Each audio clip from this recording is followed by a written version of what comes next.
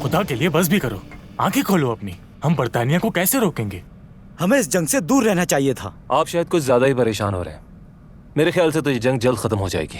पहली बार दुनिया की बड़ी ताकतों ने एक दूसरे के खिलाफ ऐलाने जंग किया। मैं भी तो यही कह रहा हूँ, दुनिया की बड़ी ताकतों ने जंग छेड़ दी है और हमारा शुमार उनमें नहीं। अनवर पाशा इस्लामी रियासतों की आजादी की खातिर हमें एक बड़े खतरे में डाल रहे हैं। वो अपनी कौम को बचाने से पहले पूरी दुनिया को बचाना चाहते हैं। मायूसी से बाहर निकलो, हकीकत का सामना करो। अगर वो तमाम इस्लामी रियासतों को एक झंडे तले जमा करना चाहते हैं तो इसमें क्या मसला है? हाँ, क्या आप लोगों को जरा भी अंदाजा है हालात का?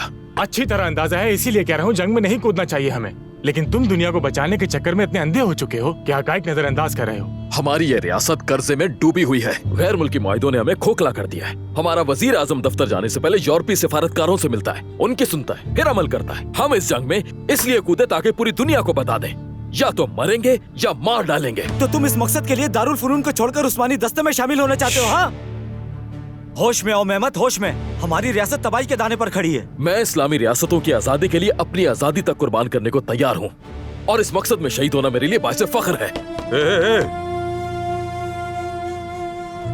जवानों, ये क्या हो गया तुम्हें? बैठ जाओ।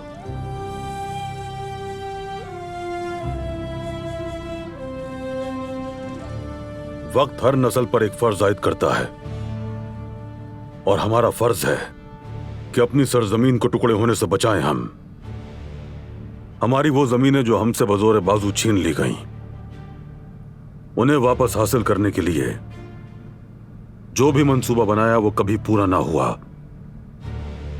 और अब हमारे पास बिल्कुल वक्त नहीं, क्योंकि ये रियासत या तो हमारे इन दर्दों का इलाज करेगी या अपनी आंखें मूंदे यूं ही चलती रहेगी।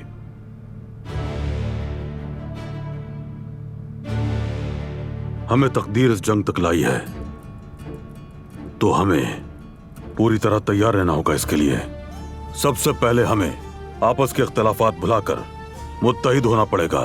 समझ गए तुम सब? जी बिल्कुल समझ गए। समझ गए बाबा। और अब आइंदा ऐसी कोई बात ना हो जिससे एक दूसरे का दिल दुखे। एक दफा जंग शुरू हो गई तो तुम ये दिन याद करोगे।